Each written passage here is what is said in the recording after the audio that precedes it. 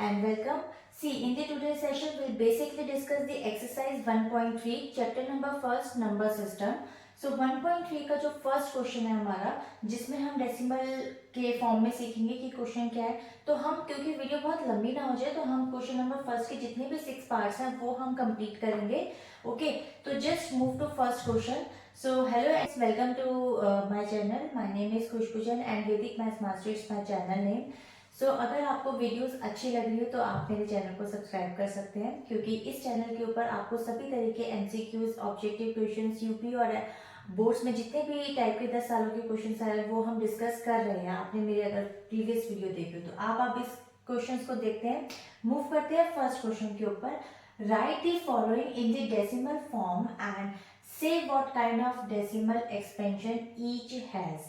See, 36 upon 100. Okay, सो 36 upon 100 एक तो बहुत ईजी है कि जब भी हमारा नीचे बेस में 10 हो, 100 हो, 1000 हो या 10,000 हो, तो यानी कि जब भी जीरोस की फॉर्म में हो तो हमें उसको डेसिमल में करने की सोचने की जरूरत नहीं पड़ती, क्योंकि हमें क्या करना होता है, जो भी आपका ये न्यूमरेटर दे रखा है यानी कि 36, आप क्या करेंगे, जो ये दो जीरोज है आप हमेशा राइट टू लेफ्ट मूव करेंगे, यानी कि इसकी जो जीरोस है उतने पॉइंट आप राइट टू लेफ्ट मूव करेंगे, यानी कि 1 एंड 2. तो आपका पॉइंट कहाँ पर आएगा, यहाँ पर. तो यहाँ पे मैं जीरो लगा दूंगी, क्योंकि मैं इसको आपको बोलती हूँ कि ये मनी सेक्शन लेती हूँ, ये मैं पैसे का सेक्शन लेती हूँ, क्योंकि पॉइंट के बाद आपके पैसे ही आते हैं. तो 0.36 आपका आंसर आ जाएगा. तो 0.36 इज द आंसर. तो move to next question. So students, this is the second question. अब आप देख सकते हैं कि इस क्वेश्चन के अंदर है 1/11. अब हमें इसे क्या करना है, इसको भी हमें डेसिमल एक्सपेंशन ही करना है. जो लास्ट क्वेश्चन था वो हमारा टर्मिनेटिंग था, ठीक है. तो क्योंकि वो टर्मिनेट हो गया था, आपको पता होगा ये वाली चीज कि जब भी हमारा रिमाइंडर जीरो बचता है या पूरा वो मतलब डिवाइड हो जाता है, रिमाइंडर जीरो आता है, तो वो हमारा टर्मिनेटिंग कहलाता है. अब हम देखेंगे इस क्वेश्चन को जब डेसिमल एक्सपेंशन में करता है तो क्या ये टर्मिनेटिंग है या नॉन टर्मिनेटिंग है. ओके, तो non terminating, terminating, non terminating, recurring, ये मैं आपको करा चुकी हूँ प्रीवियस वीडियोस में. तो अब आप इसको चेकआउट कीजिए. सी, मैं क्या करूंगी, यहाँ पर सिंपल मैं 11 बाहर रख लूंगी और 1 अंदर रखूंगी. अब 11 के टेबल में 1 तो नहीं आता है, तो इसको मैं क्या करूंगी, एक्सपेंड करूंगी, यानी कि यहाँ पर पॉइंट लेके 0. क्योंकि मैंने यहाँ पर पॉइंट लिया है तो मैं यहाँ पर भी पॉइंट लगा दूंगी, और आप मनी के सेक्शन में 0 रख सकते हैं, ठीक है. तो अब 11 के टेबल में 10 आता है, 11 के टेबल में 10 भी नहीं आता, क्योंकि ये 11 से भी छोटा जा रहा है. तो मैं क्या करूंगी, एक 0 और एक्सटेंड करूंगी.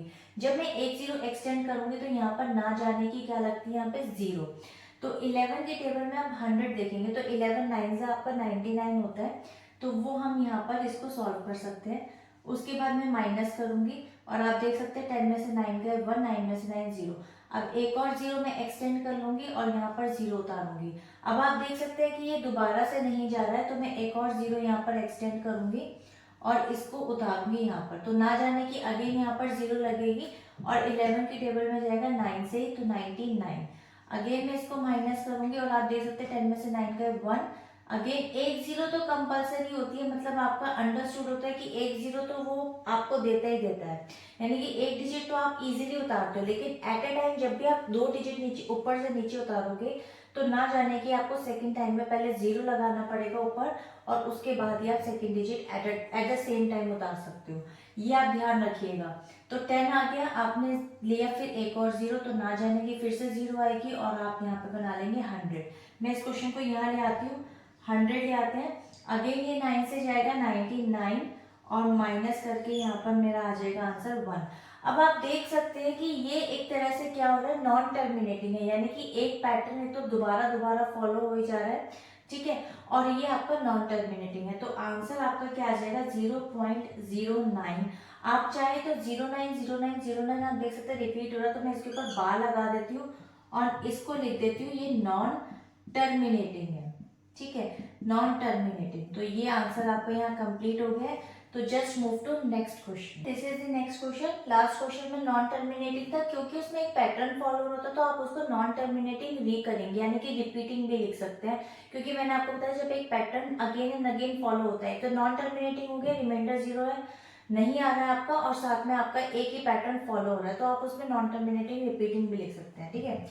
तो अब आपका आता है ये थर्ड क्वेश्चन। थर्ड क्वेश्चन के अंदर सबसे पहले क्या करते हैं, इन दोनों को मल्टीप्लाई करते हैं और इसको प्लस करते हैं, यानी कि 8 फोर आप करेंगे। सबसे पहले आपका आंसर आ जाएगा 32। 32 में 1 प्लस करेंगे, आपका आंसर आ जाएगा 33। ठीक है, तो 30 को हम डिवाइड कर लेते हैं। देखिए मैं यहाँ पर इसको लिख देती हूँ 33 और 8। ठीक है, तो मैं यहाँ पर 8 फोर से लूंगी पहले, तो 8 फोर से 32 जा रहा है यहाँ पर। उसके बाद यहाँ 1 रिमाइंडर बच गया आपके पास 0.0, क्योंकि ये अब मैं एक्सपेंड करना शुरू कर दूँ, तो जब मैं 0.0 लूंगी तो पॉइंट यहाँ पर भी एक्सटेंड यहाँ पर भी लगाऊंगी और 0 इसकी मैं नीचे उतार लूंगी। अगेन आप क्या आ जाएगा 8 1 8, मैं माइनस कर दूंगी इसको, 2 आ गया आपके पास रिमाइंडर में। फिर मैं एक 0 इंसर्ट करती हूँ और एक 0 मैं यहाँ पर ले आती हूँ। राइट, तो अब मैं इसको देखूंगी 8 2 16 जा रहा है, तो मैं लिख दूंगी यहाँ पे 2 और यहाँ लिख दूंगी 16। ठीक है, अब मेरे पास यहाँ पर आ गया आंसर 4। ठीक है, 20 में से 16 गए 4। अब मैं एक 0 और एक्सटेंड करती हूँ और इसको नीचे ले आती हूँ और यहाँ पर 0 लगाती हूँ। अब आप देख सकते हैं कि 8 5 होता है 40, तो यानी कि आपका यहाँ पर जो रिमाइंडर है वो क्या हो गया, रिमाइंडर आपका यहाँ पर 0, आपका रिमाइंडर बचा ही नहीं। तो आंसर आपका क्या आ गया यहाँ पे 4.125 और आप इसको लिखेंगे टर्मिनेटिंग। ठीक है ना, इसको आप लिख देंगे यहाँ पे, ये टर्मिनेटिंग है।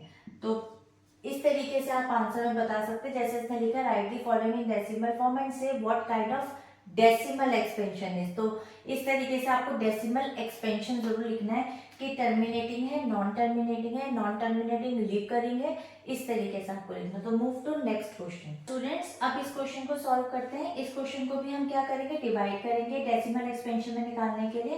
तो मैं इसको यहाँ डिवाइड कर लेती हूँ। देखिए मैं इसको क्या करूंगी, 13 तो मैं बाहर ले लूंगी और 3 मैं अंदर ले लूंगी।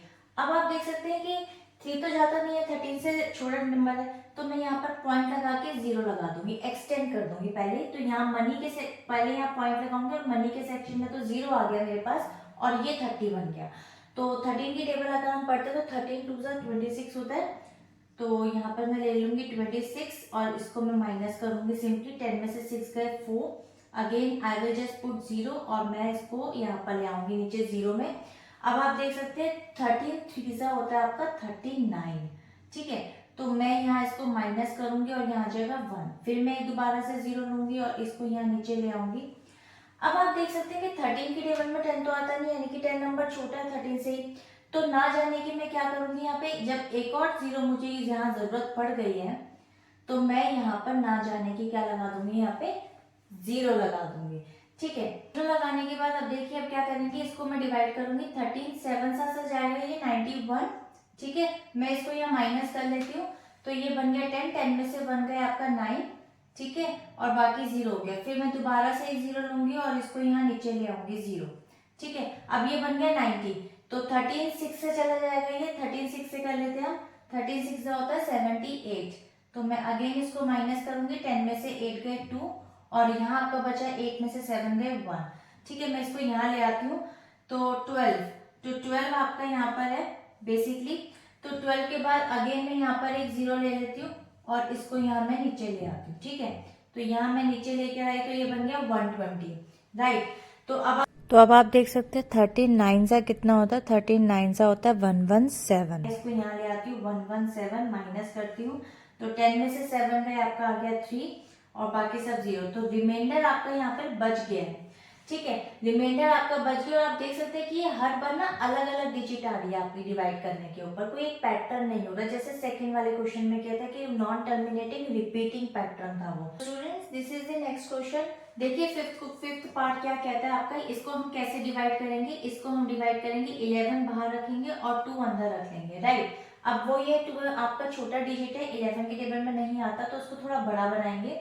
यहाँ हम 0.0 लगाएंगे और यहाँ पे भी हम पॉइंट लगा देंगे, लेकिन क्योंकि यहाँ पे मनी सेक्शन में कुछ नहीं है तो आई विल जस्ट पुट 0। अब मैं 11 की टेबल देखूंगी तो 11 की टेबल में 11 1 से 11 चला जाएगा ये। ठीक है, तो मैं इसको यहाँ माइनस करूंगी और 10 में से आपका 1 चला गया, यहाँ पे आ गया 9। ठीक है, अब मैं अगेन यहाँ पर एक और 0 पुट करूंगी और इसको उतार लूंगी, यहाँ बन गया 90। तो 11 की टेबल में 8 से हम कर सकते हैं 11 8 सा 88। तो 88 किया आपने, तो 10 में से 8 गया आपका 2 हो गया। ठीक है, again I will just put 0 and just put it down 0 here and 11 one ज़ा 11, अगेन आपका 11 वन ज़ा 11 जाएगा, ठीक है। उसके बाद आप इसको माइनस करेंगे, यहाँ पे आ गया 9। फिर अगर आप दोबारा से 0 लेते हैं तो आप देख सकते हैं यहाँ पर ये 11 फिर से 8 से जाएगा 88। तो अब आप क्या करेंगे, बेसिकली आपको पता है कि यहाँ पर एक पैटर्न फॉलो हो रहा है। क्या पैटर्न फॉलो हो रहा है, 0.18। जब भी मैं ऊपर बार लगाती हूँ ना तो उसका मतलब होता है कि ये 2 डिजिट ना सेम सेम सेम पैटर्न में रिपीट हो रही है। इसीलिए मैं इसको बोल सकती हूँ कि ये आपका नॉन टर्मिनेटिंग रिपीटिंग, या तो आप रिपीटिंग भी लिख सकते हो या फिर आप इसको रिकरिंग भी लिख सकते हो। It's totally up to you. So this is the non terminating repeating decimal basically. तो आई होप आपको ये क्वेश्चन क्लियर होगा। Just move to next question. This is the next question. See, इस क्वेश्चन को अगर मैं अपने तरीके से करूँ तो ये क्वेश्चन दो तरीके से हो सकता है। या तो ये क्वेश्चन ऐसा होता है कि आप बिल्कुल 3 to 9 को 400 से डिवाइड कर लो, या आप एक काम ये भी कर सकते हैं कि अगर मैं चाहूँ तो 400 को मैं ये भी तो लिख सकती हूँ कि 4 into 100, राइट। तो जब मैं 4 into 100 लिखूंगी तो 100 मेरा सेपरेट हो गया। When I will divide 3 to 9 divide by 4, तो उसके बाद जितनी भी 2 जीरो नीचे है ना उसको मैं लेफ्ट की तरफ 2 और खिसका दूंगी। तो 4 से डिवाइड करना इजी हो जाता है। 400 से डिवाइड करने में बच्चों को, स्टूडेंट्स को कोई प्रॉब्लम आ सकती है। तो मैं 4 से ही डिवाइड करती हूँ, आप अपने रजिस्टर में 400 से कर सकते हैं, ठीक है। उससे डिवाइड कर लेते हैं, 4 8 जा 32 होता है, ठीक है। तो ये आपका यहाँ पर डिवाइड हो चुका है। उसके बाद आप आप एक यहाँ पर डिजिट नीचे उतारेंगे तो 4 2 जा 8 होता है। 4 2 जा 8, अगेन आप 1 ले लेंगे यहाँ पे माइनस होकर के, फिर पुट 0।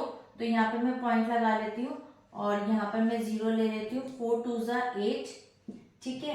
अगेन अब यहाँ पर आ गया 2 और यहाँ एक 0 और पुट करी और ये 0 उतारी मैंने आपके यहाँ पर, ठीक है। तो 4 5 से 20 होता है। तो ये आपका आंसर यहाँ पर तो पूरा टर्मिनेट हो गया, राइट। अब देखिए आपका आंसर है 82.25 अपॉन 100। अब आपको क्या करना है, यहाँ पे ऑलरेडी पॉइंट है ना, यहाँ से 1-2 पॉइंट और खिसका दीजिए बस, और कुछ नहीं करना आपको।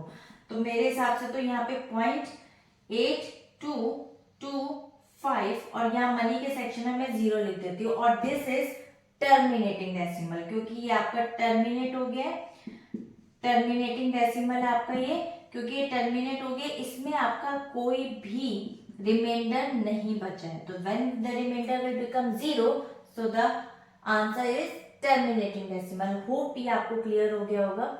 अगर वीडियो अच्छी लगी हो तो लाइक कीजिए, कोई कमेंट हो तो सेक्शन में बताइएगा। And till then bye bye and stay healthy.